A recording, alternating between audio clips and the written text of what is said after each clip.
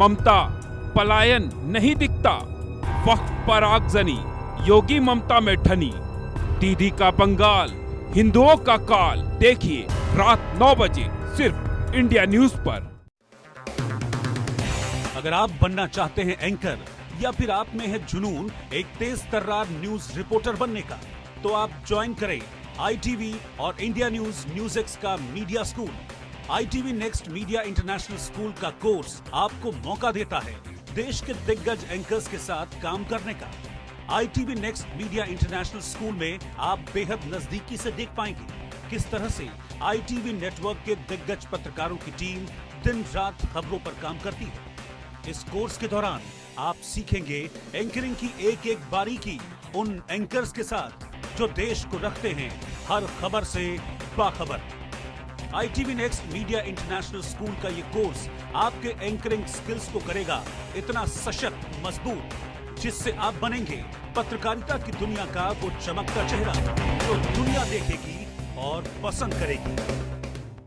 बंगाल में बवाल है, दंगाइयों की बहार है, दंगाइयों पर ममता पलायन नहीं दिखता, वक्त पर आगजनी योगी ममता में ठनी, दीदी का बंगाल हिंदुओं का काल। देखिए रात 9 बजे सिर्फ इंडिया न्यूज पर। आपका पसंदीदा चैनल इंडिया न्यूज देखें YouTube पर। आपकी पसंद की खबरें बस एक मोबाइल क्लिक की दूरी पर। हर वायरल खबर की सच्ची पड़ताल। कहां चले बम, कहां चली गोली, जंग घमासान और खेल के मैदान का बवाल। आपकी उंगली के सिर्फ एक इशारे पर सब्सक्राइब करें, बेल आइकन दबाएं, हर अपडेट पाएं। 18 साल से हम हैं खबरों के सरताज। इंडिया न्यूज, सबसे पहले देश।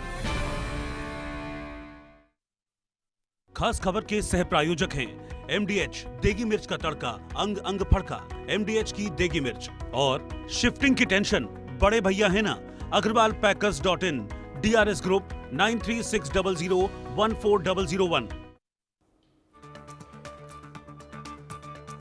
वक्फ कानून पर सुप्रीम कोर्ट में सुनवाई पूरी। कपिल सिब्बल ने दी मुस्लिम विरासत की दलील, तो CGI ने ये तुरंत दिलाई हिंदुओं की याद।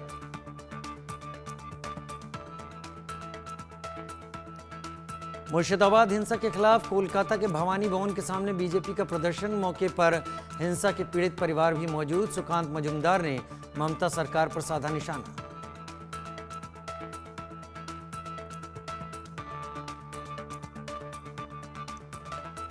नेशनल हेराल्ड केस में चार्जशीट के खिलाफ देश भर में ईडी दफ्तरों के बाहर कांग्रेस का प्रदर्शन।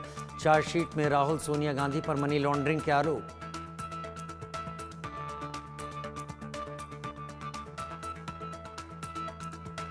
जमीन डील मामले में रॉबर्ट वाड्रा से हुई पूछताछ। 6 घंटे तक ईडी ने किए सवाल। गुरुवार को भी होगी पूछताछ।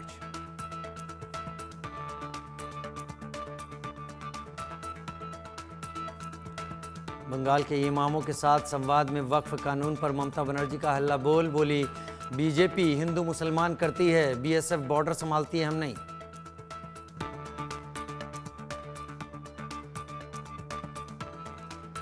नासिक के काठे गली में तोड़ी गई अवैध दरगाह। बीते रात अतिक्रमण हटाने पहुंची पुलिस और नगर निगम की टीम पर हुआ था पथराव। भीड़ को तितर बितर करने के लिए छोड़े गए आंसू गैस के गोले।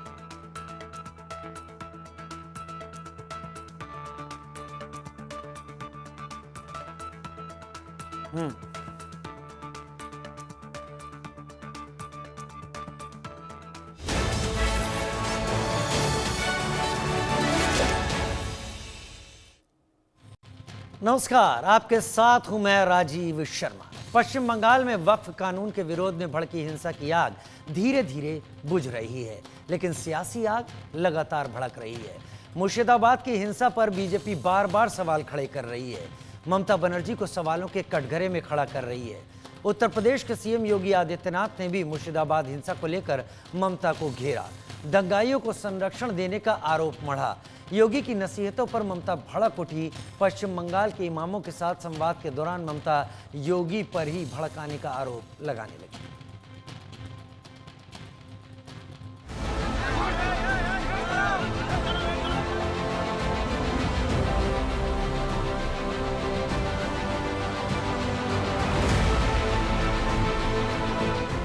वक्फ के नाम पर जिन्होंने बंगाल को जलाया, विरोध के नाम पर जिन्होंने मुर्शिदाबाद को सुलगाया, आगजनी की, तोड़फोड़ की, पुलिस पर हमला किया, हिंदुओं को निशाना बनाया, उन दंगाइयों का इलाज क्या है? उन बवालियों की सजा क्या है? इस सवाल का जवाब यूपी के सीएम योगी आदित्यनाथ ने दिया। योगी ने बताया कि कैसे बंगाल की हिंसा रुकेगी, कैसे आगजनी थमेगी, कैसे दंगाई ठंडे होंगे, कैसे उपद्रवी पस्त पड़ेंगे। के बंगाल जल रहा है, वहां की मुख्यमंत्री चुप है, दंगाइयों को शांति दूत कहती है। अरे लातों के भूत बातों से कहां मानने वाले हैं? लेकिन सेकुलरिज्म के नाम पर इन लोगों ने दंगाइयों को दंगा करने की पूरी छूट दे रखी है। पूरा मुर्शिदाबाद पिछले एक सप्ताह से चल रहा है। जोगी बड़ो बड़ो बात कर रहा है, सबसे बड़ा भोगी है। महाकुंभ में कितना लोगों का मौत हुआ, कितना लोगों ने इंजर्ड हुआ, कोई लिस्ट ऑफ पब्लिकली दिया? नहीं दिया। बड़ा बड़ा बात करते हो, कितने एनकाउंटर में मैं मारा, एक भी रैली किसी को नहीं करने देते, एक भी मिছিল नहीं करने देते। दंगाइयों को ठंडा करने की योगी की नसीहत पर ममता तिलमिला उठी है, योगी के बयान पर बौखला उठी है। ममता ने योगी पर यह बयान तब दिया जब वक्फ कानून के विरोध में भड़की मुर्शिदाबाद की हिंसा के बाद वो पश्चिम बंगाल के इमामों से मिल रही थी, वक्फ कानून से लेकर मुसलमानों से बात कर रही थी और इस दौरान केंद्र सरकार को आड़े हाथों ले रही थी। और बंगाल में बीजेपी पोलराइजेशन करने चाहता है, जैसे हमारा गवर्नमेंट चला जाए और वो आने से आपको तो खाना भी बंद कर देगा। दिल्ली में देखा, বাঙালি এলাকায় মাছ ভাতও বন্ধ, মাছ মাংস সব বন্ধ। ये लोग की दंगाई है। मुथाबाड़ी फराक्का शामशेरगंज में कम्युनल क्लास जो लोग किया है उनको बढ़ावा देना है। उनको ममता बनर्जी भड़का रहा है, दिल्ली जाओ, दिल्ली बंद करो। अरे दिल्ली तो यूपी होकर जाना पड़ेगा, जाओ ना दिल्ली। दिल्ली में, यूपी में, बिहार में ममता नहीं है, जाओ। नीतीश कुमार जी है, योगी आदित्यनाथ जी है। पश्चिम बंगाल में सियासी गलियारे का पारा चरम पर है और ये सियासी तपिश तब और बढ़ने लगी जब देश की सबसे बड़ी अदालत में वक्फ कानून को लेकर सुनवाई शुरू हुई। इस दौरान याचिकाकर्ताओं की ओर से कपिल सिब्बल ने दलील पेश की। उन्होंने नए वक्फ कानून की खामियां गिनाई। कपिल सिब्बल ने कहा, कानून के जरिए आस्था के अभिन्न अंग के साथ दखल अंदाजी की गई है। कपिल सिब्बल ने कहा कि नए कानून से सरकारी दखल बढ़ेगा। उन्होंने सवाल उठाए कि क्या अधिकारी तय करेंगे कि संपत्ति किसकी है। अनुच्छेद 26 का हवाला देते हुए कपिल सिब्बल ने कहा कि वक्फ कानून मुस्लिम उत्तराधिकार का उल्लंघन है। वक्फ कानून धार्मिक मामलों में दखल है। सुप्रीम कोर्ट एक एक कर सबकी दलीलों को सुन रहा है, लेकिन वक्फ एक्ट पर सुनवाई के बीच सियासी गलियारा भी फूक तप रहा है। संविधान की कई धाराओं के ऊपर ओवरलैपिंग की गई है और जब ये ओवरलैपिंग की गई है तो हम लोगों ने आकर के न्याय के मंदिर में खड़े हैं, न्याय के मंदिर में ही गुहार लगाई और कहां जाएंगे। विपक्ष सुप्रीम कोर्ट से आस लगाए बैठा है, लेकिन सवाल है कि नए वक्फ कानून से आखिर इतनी दिक्कत क्यों है? क्या वक्फ के नाम पर मुसलमानों को भड़काया जा रहा है? क्या साजिश के तहत हिंसा के लिए उकसाया जा रहा है? क्या जानबूझकर बंगाल को सुलगाया जा रहा है? Bureau report, India news. आपने वक्फ को लेकर रिपोर्ट देखी, क्या हुआ सुप्रीम कोर्ट में, क्या हुआ राजनीतिक बयानबाजी में, लेकिन इस मुद्दे पर बातचीत करने के लिए हमारे साथ इस वक्त मौजूद हैं केंद्रीय मंत्री गिरिराज सिंह और कांग्रेस के वरिष्ठ नेता राशिद अलवी साहब। बहुत स्वागत है आप दोनों का इस वक्त हमारे साथ इस खास कार्यक्रम में। सबसे पहले गिरिराज सिंह, आपसे ही सवाल, वक्फ कानून के नाम पर मुर्शिदाबाद जल रहा है, बंगाल में हिंसा हो रही है, क्या कहेंगे आप? ममता बनर्जी खुद इसके दोषी हैं। चोरी और सीना जोड़ी, कभी बीजेपी पर आरोप लगाती हैं, कभी बाहरी बांग्लादेशी पे आरोप लगाती हैं। उनकी पुलिस काहे को है? वो सरकार क्यों चलाती है? जब सरकार को इतना जानकारी थी तो सरकार ने क्यों नहीं पकड़ा? ये चोरी और सीना जोड़ी बंगाल में डर भय का माहौल बनाना चाहती हैं, हिंदुओं को डराना चाहती हैं, इसीलिए ये कदम। तो ये डराने के लिए हो रहा है। चलिए राशिद जी, आपको क्या लगता है बंगाल हिंसा के लिए जिम्मेदार कौन है? क्या ममता सरकार? हिंसा को कभी भी सपोर्ट नहीं किया जा सकता, लेकिन अगर भारतीय जनता पार्टी की गवर्नमेंट ज़बरदस्ती बग़ैर अपोजिशन से कंसल्ट किए, बग़ैर मुस्लिम रिलीजियस लीडर से कंसल्ट किए वक्फ एक्ट ना बनाते तो मुर्शिदाबाद नहीं होता। तो ऐसा नहीं होता, ये आपका कहना है। गिरिराज सिंह जी, मुर्शिदाबाद हिंसा में बांग्लादेश का भी कनेक्शन दिख रहा है, इस पर आप क्या कहेंगे? मैं तो वही कहा आपसे कि ममता बनर्जी को इतनी जानकारी जब थी तो क्यों नहीं, उनकी पुलिस क्या निकम्मी पुलिस है? ये तो चोरी और सीनाजोरी कर रही है। इनकी पुलिस, इन्होंने दंगा कराया, हिंदुओं को कटवाया, मरवाया, भगवाया और उल्टे। इसलिए बंगाल की हालात ठीक नहीं है। बंगाल के मुख्यमंत्री जी तुष्टीकरण की प्रकाष्ठा पर हैं और सरकार के संरक्षण में सारी घटना। अपीजमेंट पॉलिटिक्स का आप निशाना यहां पर लगा रहे हैं, लेकिन राशिद अलवी जी, बीजेपी आरोप लगा रही है वक्फ विरोध के बहाने बंगाल में हिंदुओं को निशाना बनाया जा रहा है, क्या कहेंगे आप? बिल्कुल गलत है। ये मसला हिंदू मुस्लिम है ही नहीं। ये तो भारतीय जनता पार्टी की आदत है कि हर मसले को वो हिंदू मुस्लिम का रंग दे देती है। जो कुछ हिंदुस्तान भर में प्रोटेस्ट हो रहा है वो भारत सरकार के खिलाफ है, हिंदुओं के खिलाफ नहीं है। किसान 2 साल तक सड़कों पर बैठा रहा था, क्या वो हिंदुओं के खिलाफ था? भारत सरकार के खिलाफ था। वक्फ एक्ट से किसी हिंदू कम्युनिटी का कोई वास्ता ही नहीं है, तो हिंदू मुस्लिम सवाल कहां से आ जाएगा? ये प्रोटेस्ट सिर्फ भारत सरकार के खिलाफ है। लेकिन फिर ये तस्वीरें क्यों आ रही हैं कि वहां से हिंदू पलायन कर रहे हैं? खैर गिरिराज सिंह जी, हिंदुओं का मुर्शिदाबाद सहित बंगाल के 15 जिलों से पलायन है, इसे आप कितना गंभीर मुद्दा मानते हैं? मैं तो बार बार कहता हूं, गाना है मांझी ही नाव डुबोए तो फिर कौन बचाए।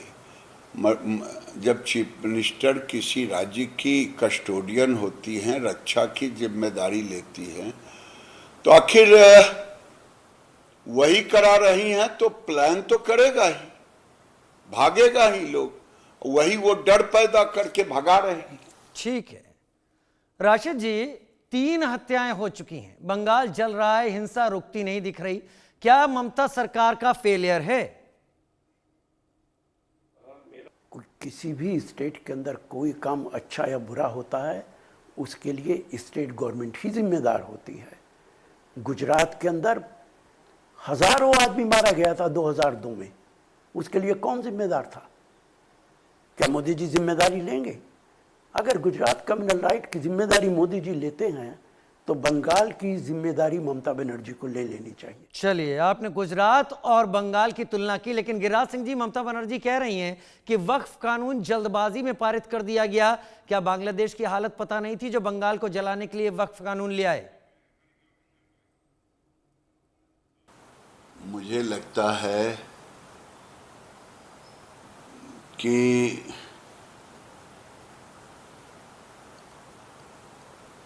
कभी वो कहती हैं कि मैं लागू नहीं होने दूंगी, क्योंकि वो कानून को मानती ही नहीं है। ऐसा कहीं होता है क्या? दिल्ली संसद कानून बनाए और वो कहें कि मैं मानूंगी नहीं, ये एनार्किज्म होगा क्या? और ये हवाला देंगी बांग्लादेश से। ये ममता बनर्जी का एनार्किज्म है ऐसे सवालों को रखना।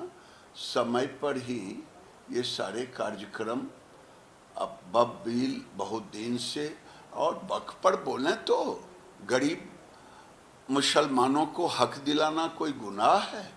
गरीब पर बोले तो क्या उनका अधिकार नहीं है? क्या उनके शिक्षा रोजगार से बाप की संपत्ति का फायदा नहीं होना चाहिए था? क्या किसी की मस्जिद छीनी जा रही है?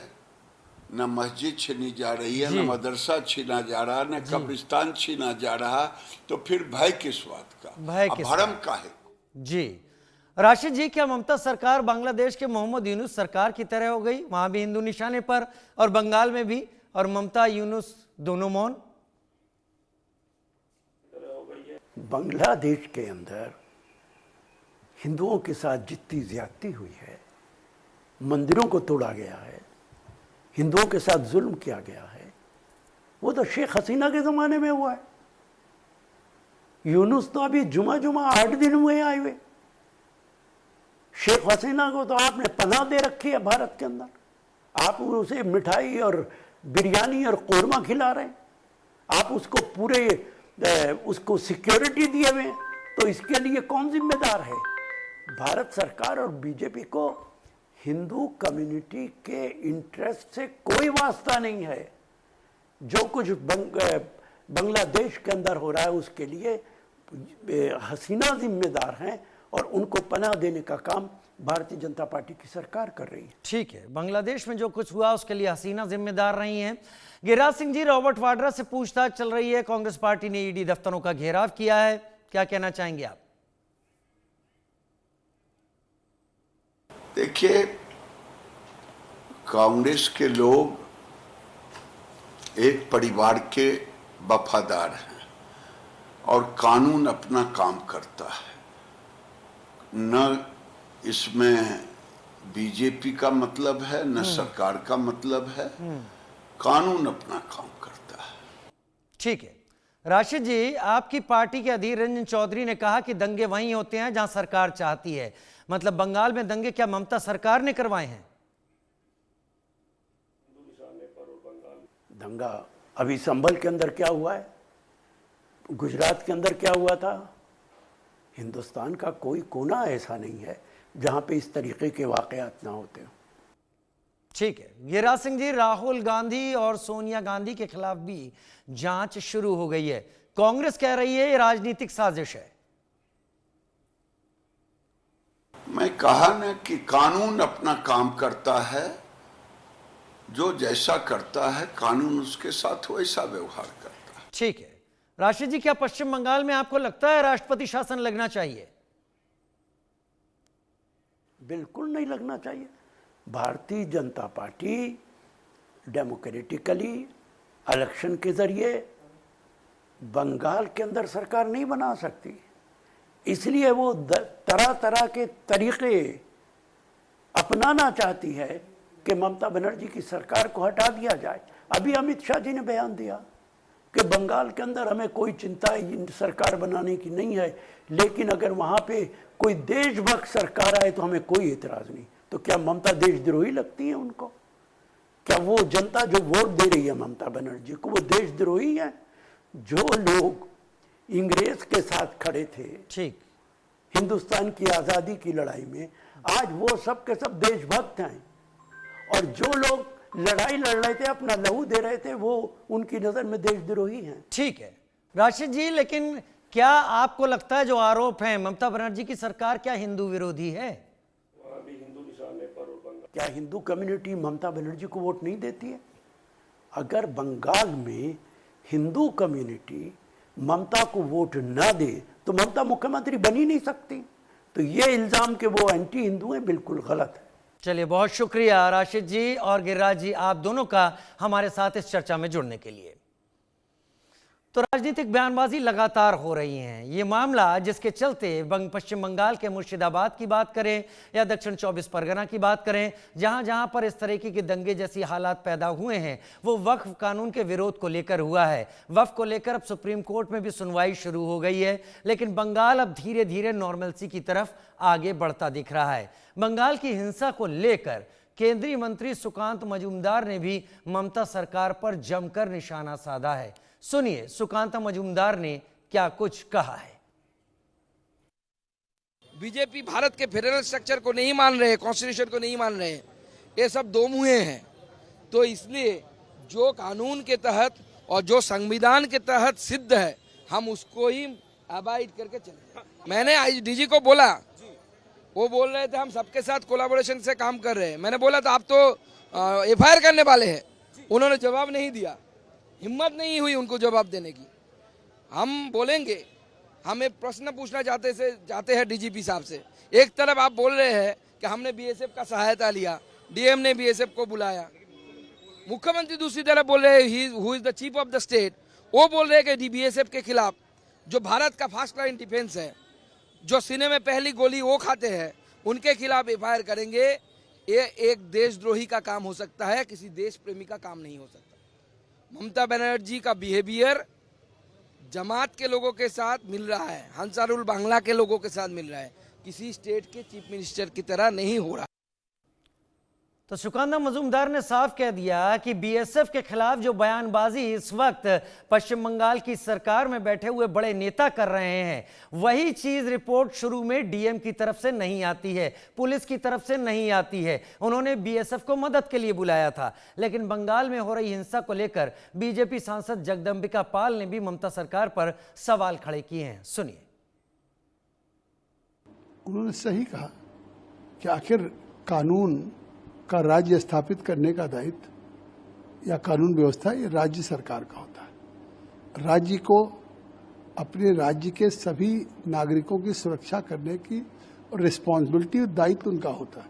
और आज वक्फ के कानून पास होने के बाद जिस तरह से बंगाल जल रहा है, जिस तरह से लगातार हिंसा हो रही है और मुर्शिदाबाद से लोग पलायन कर रहे हैं, बड़े पैमाने पे मुर्शिदाबाद से हिंदू पलायन करके नदी कूद करके मालदा जा रहे हैं, घरों से खींच करके पिता पुत्र की हत्या की जा रही है, पुलिस मूक खड़ी हुई है। तो इससे साफ है कि ये ममता सरकार के संरक्षण में वहाँ हिंसा हो रहा है। ये राज्य द्वारा प्रायोजित है, स्टेट स्पॉन्सर्ड वायलेंस है। जगदंबिका पाल वही सदस्य हैं जो कि जेपीसी के चेयरमैन रहे थे, जिसने वक्फ संशोधन अधिनियम को संसद में पेश होने के पहले चर्चाओं का लंबा दौर किया था। उसमें 284 घंटों की मीटिंग थी, कई लोगों से मिलना था और उसके बाद ये चीज़ फाइनल ड्राफ्ट के रूप में सामने आई थी। उधर मुर्शिदाबाद हिंसा के बाद हिंदुओं का पलायन होता दिख रहा है, जिस पर हिंदू धर्मगुरु साध्वी रितंभरा ने ममता बनर्जी, जो कि मुख्यमंत्री हैं पश्चिम बंगाल की, उन पर सवाल उठाए। सुनिए। पश्चिम बंगाल की घटनाएं, वक्फ बोर्ड को लेकर जिस तरह का वहां विरोध हो रहा है, हिंदुओं के ऊपर हमले हो रहे हैं जगह जगह, ये बहुत दुर्भाग्यपूर्ण है। और मैं हिंदू समाज से भी कहूंगी कि वो संगठित हो और जहां जहां हिंदू पीड़ित है उसके पक्ष में खड़ा हो, उसकी रक्षा में खड़ा हो। और सरकारों से भी कहूंगी कि कठोर कदम उठा के हिंदुओं की रक्षा की वो गारंटी दें। लेकिन मैं हिंदू समाज से भी आपके माध्यम से कहना चाहती हूँ कि जातियों से, पार्टियों से, प्रांत और भाषाओं की दूरियां और दीवारों को ध्वस्त